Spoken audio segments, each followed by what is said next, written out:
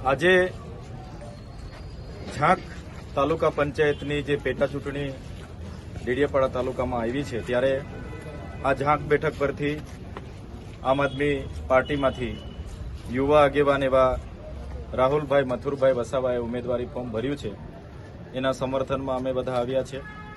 જે રીતે ડેડિયાપાડા અને સાગબારાની જનતાએ વિધાનસભામાં લોકસભામાં અમારા ઉપર ભરોસો મૂક્યો છે, એવી જ રીતના આ તાલુકા પંચાયતની ઝાંખની પેટા ચૂંટણીમાં પણ અમારા પર ભરોસો મૂકશે એવો અમને પૂરો વિશ્વાસ છે.